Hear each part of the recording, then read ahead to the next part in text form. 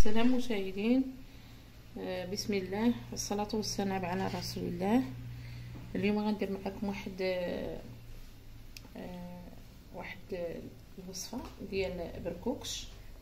الناس كلها شنو تيقول، شي تيقول لي بركوكش، شي تيقول لي بركوكش بالعشوب، شي كلها تيقول لي فطاعة الشطبة، كلها شنو كيقول لي.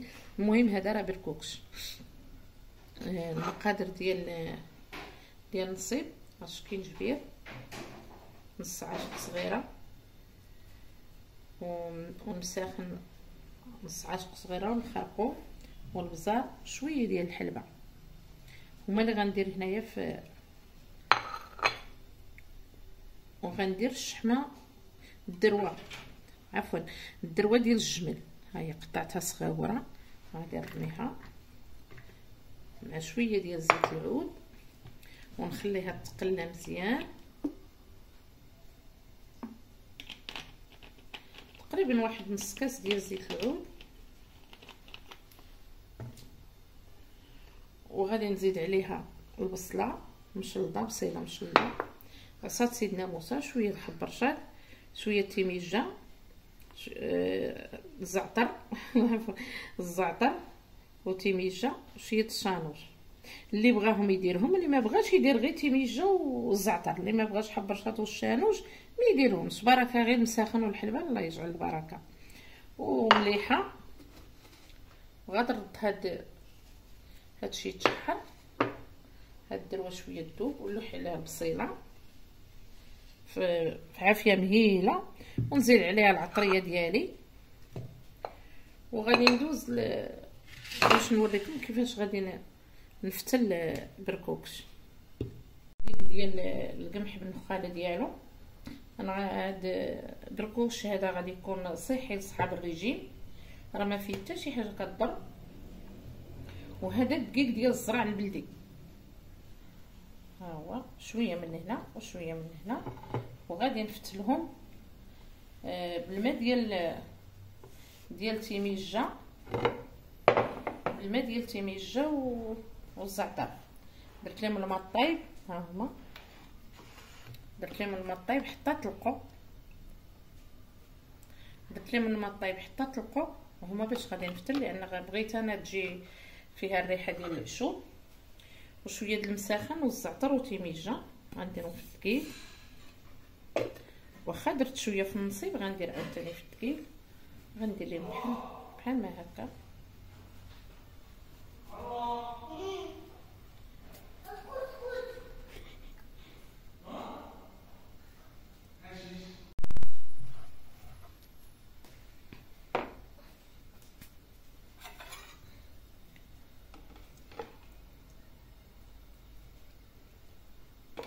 كنهز شويه بشويه، راه درت معاها الملحه، كنهز شويه د الماء بشويه د الماء، كنبرم هكا نفتلها بحال الشكل ديال الكسكسو، تفتل مزيان.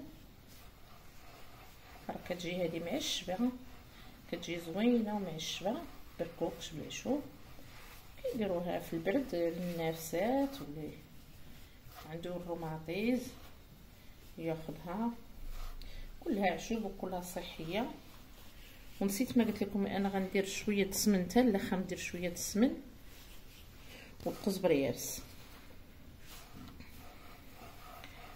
وغندير غيطيبوا هذوك العشوب، غندير عليهم شويه ديال الماء حتى يطيبوا. وهذا بركوكش هذا غادي نفورو، هانتوما معايا مرحله مرحله غنفورو، وغادي نرجع لكم الفيديو الاخر منين نكون نفور فيه. انا دابا غادي نفتهم مزيان، ما حدي كنفتل وانا كنزيد الماء، ما حدي كنفتل وانا كنزيد الماء حتى يتفتل ليا كامل. وانا معكم حتى الفيديو الاخر ان شاء الله. بقاو معايا وديروا لي لايك وديروا لي شي كومونتير زوين، ومرحبا بكم في قناه شهوات بنات داخله. كنرحب بكم في القناه ديالي. شحال هذه ملحت، كنت شويه عيانه.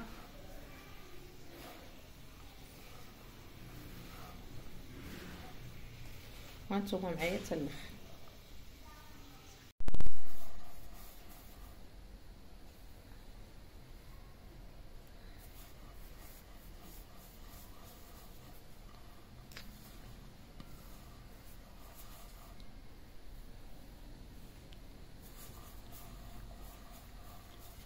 مشاهدينا هي بعد ما فتلتو دابا كامل، درت 2 فتلات.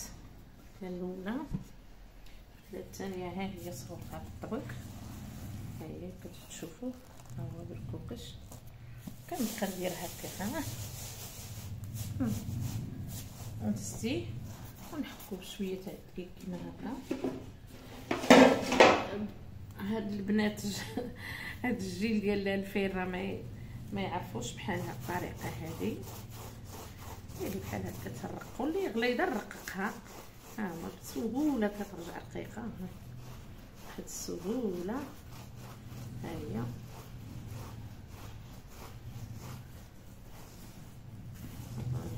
بحال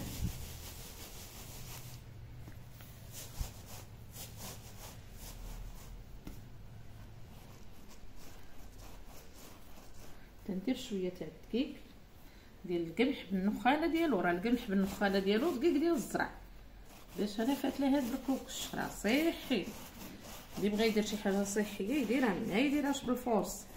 فورس راه غير صحي لمالين السكر ومالين الطنسيون ومالين الكوليسترول، هادو راه ممنوع عليهم الفورس.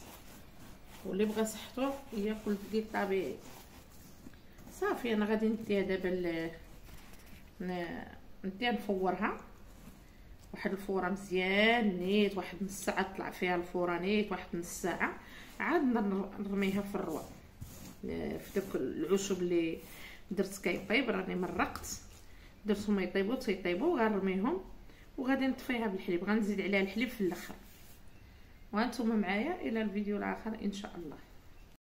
مشاهدين ها هو بعد ما فرلينا هاد الدقيق يتفور، دهنتو بشويه ديال زيت العود ودرتو كيتفور. ها هو فار البريمه هذه ديال الطين، حنا راه كنطيبوا فيها كلشي. هاد البريمه حسوا كسكسو تشيشه اي حاجه بغينا نطيبوها فيها. المهم هو فار دابا غادي نشدو غادي نرميه في الروا وانتم معايا حتى الفيديو الاخر. هانتوما المشاهدين ها هي بعد ما فارت، ها هي شكل تجي هي مفروقه مدهونه بالزيت. صافي كنديرها في الروا القياس اللي درت تاع الروا. ها هو صافي غير تبدا تغلي وغادي نخوي فيها الحليب.